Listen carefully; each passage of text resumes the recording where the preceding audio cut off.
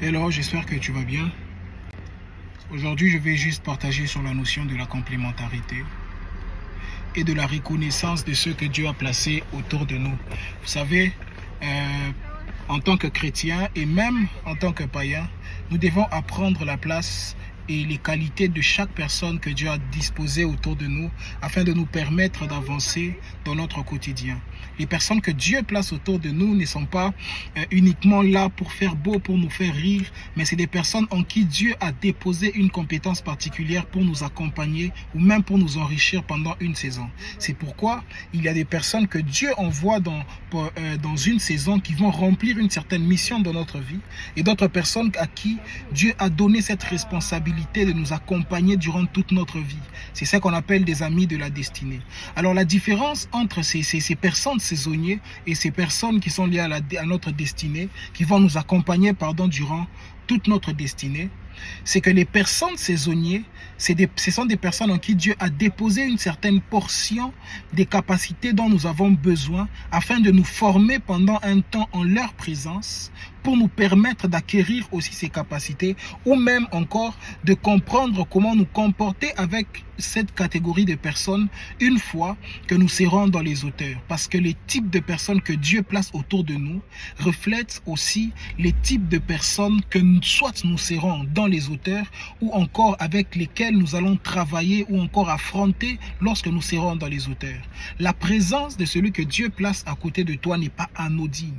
Parce que Dieu a un plan particulier. Il veut que tu apprennes à comprendre la capacité qu'il a déposée en ton frère. Il veut que tu apprennes à comprendre les atouts qu'il a déposés en ton frère pour te permettre de l'utiliser comme une échelle qui va te permettre de gravir les échelons.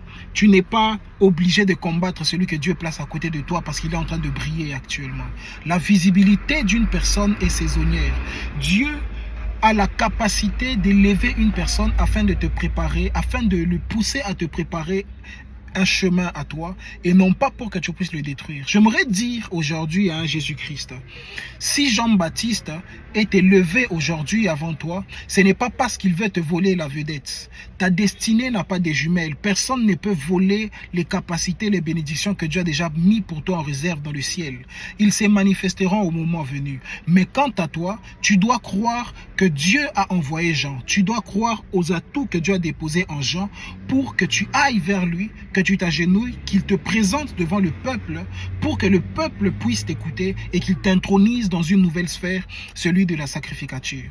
Comprendre la place de la personne qui est autour de toi te permettra d'avoir de la vitesse dans tout ce que tu es en train de faire. C'est un message qui concerne et les chrétiens et les païens. Mais toi qui es païen, je t'encourage à recevoir d'abord Jésus-Christ pour non seulement commencer à jouir des principes établis par Dieu pour avoir du succès, mais aussi faire partie de ceux qui sont favorisés en utilisant ces principes. Parce que nous devons savoir une chose, c'est que les chrétiens ont une faveur lorsqu'ils mettent les principes de Dieu en pratique. Et il arrive même que Dieu les visite sans qu'ils mettent cela en pratique à cause de l'identité de la royauté qu'il y a en eux. Parce que nous avons la nature de Christ et la nature autour de nous va nous obéir à cause de Christ qui habite en nous. Parce que la nature reconnaît sa création, son créateur. Mais toi qui n'as pas encore reçu Jésus, tu peux jouir des résultats liés au principe, mais la faveur ne pourra jamais te visiter parce que tu n'as pas en toi l'identité de Christ. Tu vas faire cette prière avec moi. Je prie au nom de Jésus que la grâce du Seigneur vienne sur ma vie. Seigneur, je viens te recevoir. Aide-moi à marcher avec toi pour que lorsque je mettrai des principes, que ta faveur aussi m'accompagne. Je viens te recevoir comme Seigneur et Sauveur dans ma vie, afin d'être transformé par toi pour que j'aie le salut. Dans le nom de Jésus, j'ai ainsi prié. Amen. Que Dieu vous bénisse. C'était le berger Ruben Israël, votre serviteur. Que le Seigneur vous fasse énormément du bien et bonne soirée, bonne journée à vous. Et que le ciel vous soit favorable au nom de Jésus-Christ. Amen.